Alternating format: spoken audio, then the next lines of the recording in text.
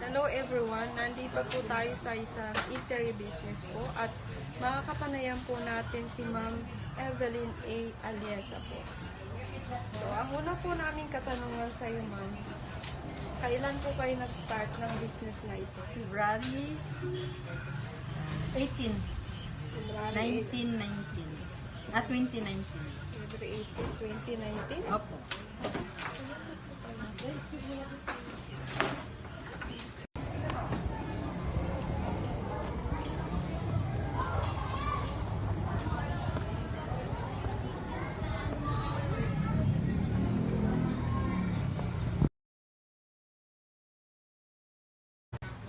Ano po yung mission nyo nung nagsimula po kayo ng business niyo po? Pag simula ng business namin, gusto ko nang ang mission ko, gusto ko nang ipatago ng tindahan. At paano, ano namin ang business ba, tuloy-tuloy.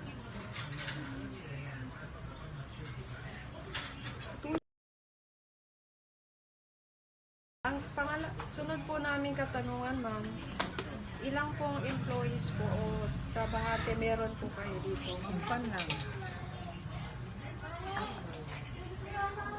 Apat.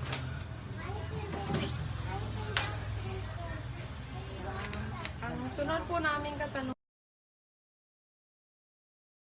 offer nyo po. Pagkain. 250. Luto namin. 250. Diba, yung pagkain na nuluto namin, yan ang masugod ko namin. Sunod po na katanungan, paano nyo po ina-advertise yung business nyo po? Itong business namin, minsan may magtanong mga friends ko, nasaan ang restaurant mo ate, sa nang itirin mo? Nandun no sa may Biton, Ruales Street. Magtanong sila kung saan ang siguro punta na doon. Meron po kayong FB page po? Para halimbawa i-post na dito yung tindahan. Kung wala pong ganon. Wala ako nagapa po. Hindi. Kasi ang nagpunta nito mga friends. Sige. Dahil may mga friend din ang mga ano ko, dito sila. Yung mga pamangkin ko na school din sa CSU. Magpunta dito, nadala niyang mga friends na dito makain. Hindi ko nag-advertise ka, alam naman nila. Matagal naman itong tindahan. Hindi man, nagluto kami sa gusto ng customer, kaya hinahanap man nila. So, kahit pabalik-balik, everyday ang gusto nila, yan ang niluluto namin. Minsan mag-iba kami magluto, maisip namin na, kaunti naman ito na natin, gusto talaga nila itong iluluto natin,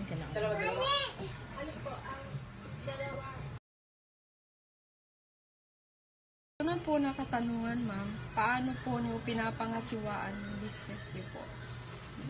Itong aming business, yun, kahit hindi sabi na gusto namin na maglakas talaga o mag-ano talaga ang mga luto. Kung ano ang maluto namin na mabinta, yan ang na everyday ang ginaluto namin, ang gusto ng mga customer. Yan ang Kung ano po yung naisip niyo na magugustuhan ng mga gusto ng customer, yun ang ginaluto namin. Kaya ang hinahanap nila.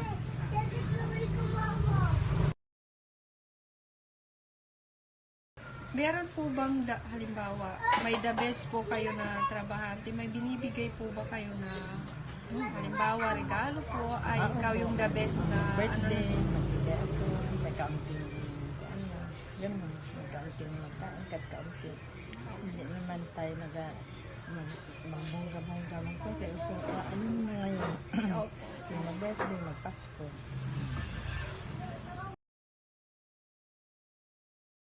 matagal na po yung business niyo. Opo. So, ano po yung mga strategies na ginagamit? Yung halimbawa, may every year po ba is nagbabago yung mga, ito yung gagawin ko para mag-improve na naman yung business ko. Yung gagawin namin, kung anong maiisip, ito gawin natin ito, kaya baka okay na ito. Yan ang ginaluluto namin. Tapos ang mga gamit, kung ano yung kailangan, nabili namin. Yun ang ito na lang ako, kaya maganda ito, kaya pagluto natin, okay lang. Yun yung mga pagkuha na isipin na, ano naman tayo, iba naman tayo ng luto, Menu. para at least maano ang customer. Iba Kasi yan. medyo matagal din po yun. Tagal kami. 2019 po.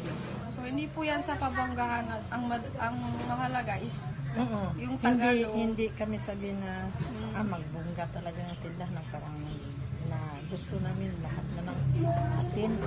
Hindi naman kung anong luto nila doon sa kabila. Sa amin, iba din namin. Kaya para at least mabintahan sila. Hindi lang kami mabintahan. Kasi pangit naman na lahat ang luto apin namin. Ang iba, hindi naman. Give and take ba? Magtulungan lang din sila. Meron doon, kami meron dito. Iba lang. Hindi namin sinusunod ang kanilang luto. Sa amin lang. Sa amin lang ang strategy na tapos luto. yung luto niyo talaga, sa inyo talagang recipe. Opo, sa amin. Hindi kami ay, ano ito pagluto? Magtanong-tanong hindi. Sa amin, isip naman sa amin, na sa amin lutuin. Yan ang luto. Tikman mo ang lumpia, mag-irinda kayo. Yan ang sa amin. Kain na po kasi kami dito isang beses. Ah. Kumain na rin po kami dito ng dito? mga kaibigan ko. Oo Hindi po. mo lang po maalala. Dito kami, lunan ka dito. So, yun lang po.